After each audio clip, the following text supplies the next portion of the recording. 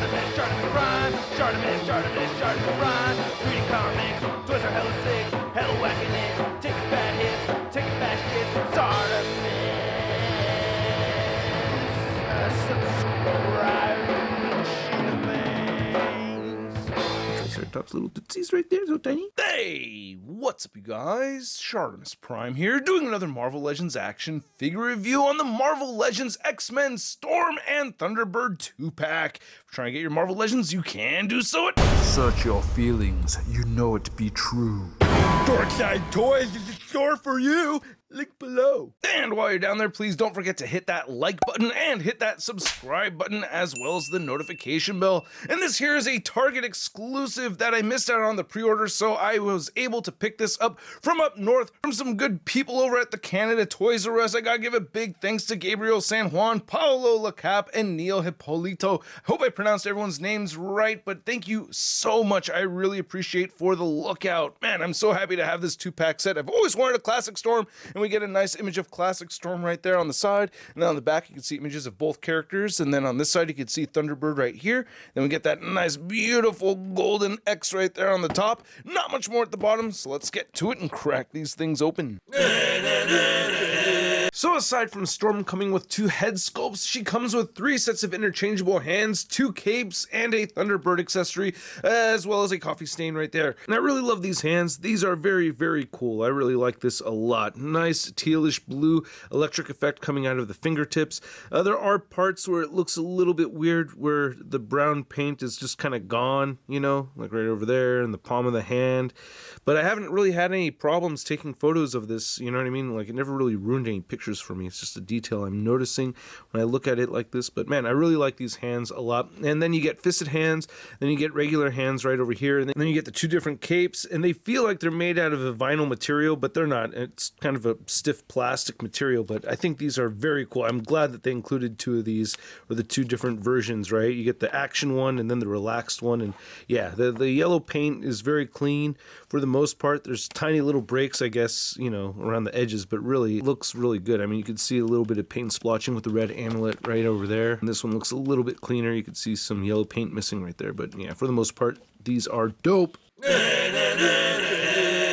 So we finally have a John Proudstar Thunderbird figure, but I just feel like this figure is too small in comparison to how I remember him looking in the comic books. I mean, especially in Giant Size X-Men, the dude's taken down Buffalo with his bare hands in his spare time just for funsies, and then he kind of has a smaller frame over here on this figure. Now, the head sculpt doesn't look bad itself. I like how the headband looks, the eyes came out looking pretty good, the hair looks good, just a paint scratch right over here, an extra red dot right over there, so slight imperfections, but I do think the head sculpt itself, and then it's missing a little piece right over here too, so the feathers look pretty good right there, so that looks pretty nice. But yeah, and I feel like the head just sits way too high on the neck, so yeah, there's this thing where I want to keep smushing it downward, and then I feel like the frame of this body mold is just too small for Thunderbird. Like, really, it's just, I don't know, I just think it's too small. We get the tassels right over here, which are pretty dope, and then he has some wrists right here. I wish he had interchangeable hands so you can have some fists, and he doesn't come with any weapons or anything, so yeah, I guess those are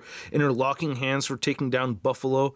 And then the symbol right over here on the torso does look pretty clean. You know, there's some parts where it looks a little faded, but, you know, especially on the upper torso, on the lower torso, it does look a little bit cleaner. Here's looking at the back of the figure, so that doesn't look too bad.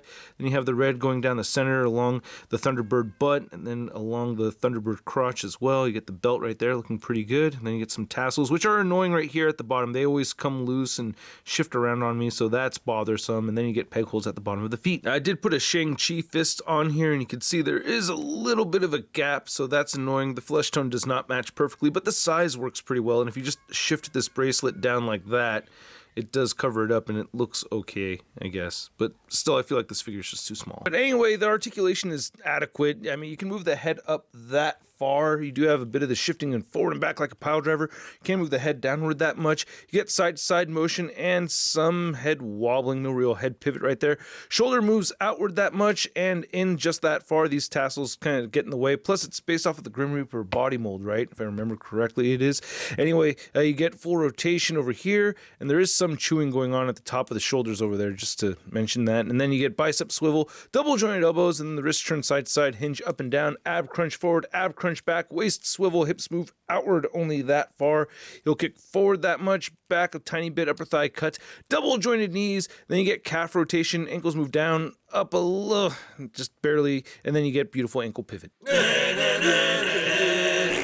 So I've always seen Storm as an incredibly iconic and groundbreaking character, with this Giant Size X-Men #1 coming out during the 70s and us having an African goddess right here as a superhero. I just thought it was a very progressive move for the time and probably even for still today. And then one thing I want to mention is I love Halle Berry, don't get me wrong, but for me personally, Naomi Campbell has always been the Storm I've always wanted to see in a motion picture. What do you guys think, right? Naomi Campbell, perfect Storm? Right? Yeah, I've always loved Storm, and I'm so stoked to see her in her classic outfit. I'm really happy with this head sculpt over here. So we get two head sculpts, and this one I feel like is partly responsible from all the awesome customizers that I've seen in the Marvel Legends community out there, because they've been doing some incredible stuff with dynamic hair sculpts. And yeah, this looks like Hasbro's kind of saying like, hey, we could do that too. Check it out. And yeah, man, this is incredible. I love this. I love the gray wash over the white. That looks really good to me. I'm just loving this hair.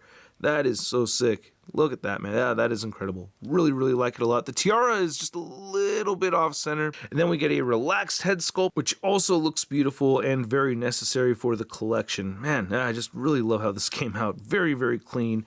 And I love the wash on the white parts of the hair again. And the sculpt of the hair looks great also, man. And the rest of the figure looks really good too. Again, you know, just tiny little paint splotches with the cape here and there. Now, gripe I do have about the torso over here is that I do feel like she's losing her womanly shape at the rib cage over here. Not necessarily with the breasts or anything.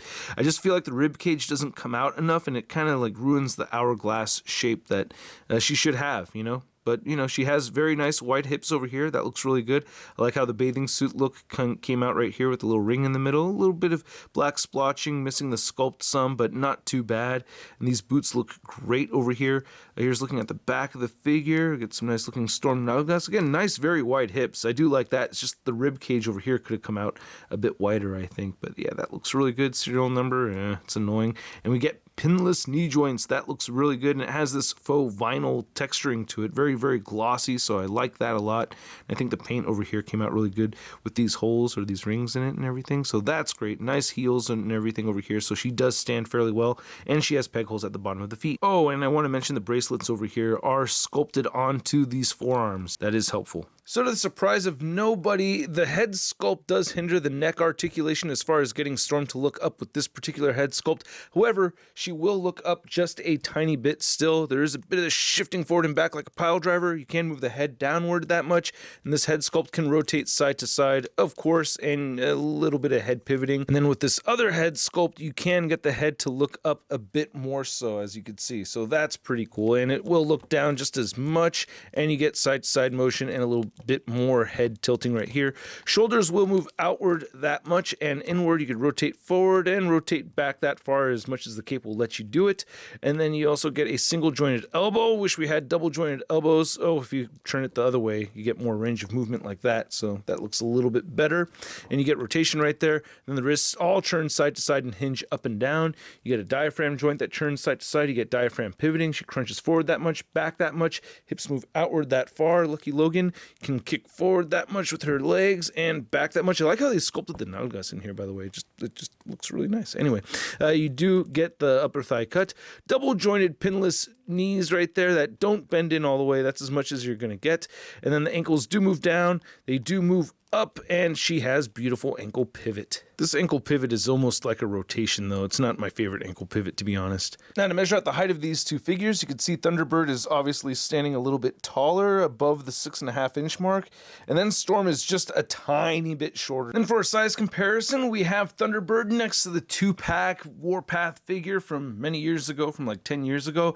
And again, this is the larger Warpath of the two of them. As you can see, we have the Strong Guy Build-A-Figure Wave Warpath right over here, which is a little bit smaller, and of course you can see that these two go together a whole lot better as far as the design goes and everything. However, I am still not happy with the size of either of these. I would prefer a larger Warpath figure, so here's what I'm thinking of doing for my display, because I feel like this is just way too small for Thunderbird. I'm thinking of just head swapping over here and putting this Thunderbird head sculpt on this body and making that Thunderbird, which actually looks like the size of Thunderbird from the comic comics from what I remember, and then keeping this as my Warpath figure right over here, just like that. Or possibly head swapping it and making this my new Warpath figure. I don't know. I don't like how he's pigeon-toed like that. That head sculpt does not fit on there nearly as well as I would like, but I don't know. What do you think about this? Possibly, I don't know. What do you guys think? Warpath and Thunderbird on my display shelf like this? I just want to put this head sculpt back on here.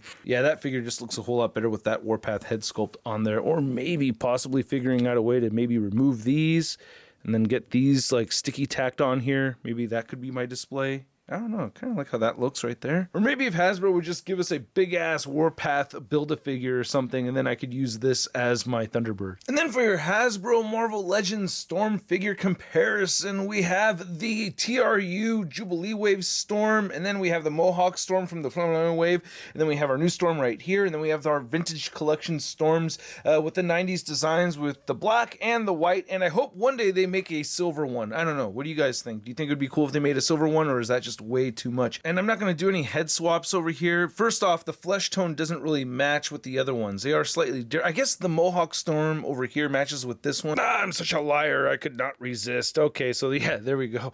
And yeah, I don't really like it. Nope, not at all. Okay, but I do want to see how a Mohawk Storm head sculpt looks over here. Oh, wow, that looks actually pretty neat. I like that. My curiosity prevails, but yeah, I don't know. There's something about it that looks cool to me. I'm not going to display it like this, but hey, it was kind of fun, right? And then for a classic Storm comparison, we have the Marvel Legends version next to the Marvel Select, which is a really good Storm figure. Now, they did use gold as opposed to yellow over here, and we have like this metallic finish with that amulet, and she has fingernails painted over here where this one does not. I do like the flesh tone on this one a lot more so than this. It has more of a tan tone. I like the darker tone right over there, so there are definitely cool things about this Marvel Select figure, but the articulation, the interchangeable parts, it just makes it a better figure in my opinion. And there's also the Nalga factor that needs to be sorted out in a comparison video, so for you supporters, stay tuned for a naughty post. Storm Party, yeah! Storm! And then here's Thunderbird and Storm next to only a few other new X-Men from Giant Size X-Men #1. We have the Tiger Stripe Wolverine from the Love Triangle 3-pack, and then we have the 2-pack Colossus, and we have Nightcrawler. And stay tuned, towards the end of the video, I will have images of all the new X-Men from the Giant Size X-Men book, so yeah, stick around for that. It is quite satisfying. And then here's Thunderbird and Storm next to your average 6-inch scale figure. We have the Marvel Legends Big Time Badass Spider-Man. Ooh, nice. Storm showed up in her swimsuit. Hey, where's yours, Thunderbird, huh? No Speedos or anything, huh? You got something to hide? Is that... Oh, wait. Is that why they call you Thunderbird? Ew. So I hope you guys enjoyed this video. If you did, please show some love by hitting that like button and hit the subscribe button as well as the notification bell. And a big thank you to all the supporters over here that go the extra mile to help this channel grow. If you're interested in supporting, check it out, link below. And a big thanks again to Gabriel, Paulo, and Neil for helping make this review possible over here. I did actually find sets later on at the Targets over here, but man, I was still really happy to get these when I was able to get these, because even though this review is coming somewhat late, I did get these at a good time. I just had other stuff get in the way, and I did play with the figures right away. I was just so stoked to get them that I just went on to the pictures. Like, I couldn't help myself, and I had a great time with these. So stick around for the photo gallery. I love this 2-pack set, especially the Storm figure. It's almost like an import figure with all the accessories and all the amazing detail and everything that we're getting on her. And she does stand fairly easily vanilla pose. While doing all the size comparisons, she was very easy to work with. The Thunderbird figure, on the other hand, I'm not nearly as happy with. You know, it's arguable whether he's the perfect size or not. I don't think anyone's wrong in saying that he's the perfect size. I would just prefer a larger Thunderbird figure for my collection. So anyway, at the price point around $50 for this 2-pack set, I'm going to give the Thunderbird figure a SUD rating of meh. But then the Storm figure gets a SUD rating of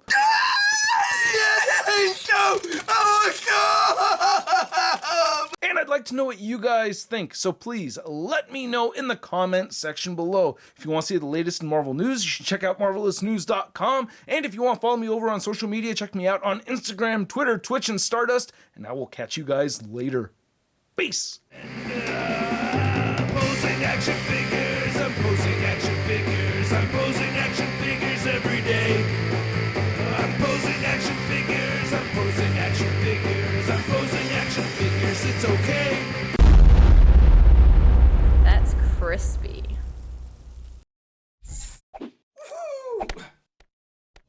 Hey, new ShartimusPrime videos. Hey, you should click one. Yeah, click on one of them. Or subscribe if you haven't. Your face, a sip more shot, your face, a sip more shot,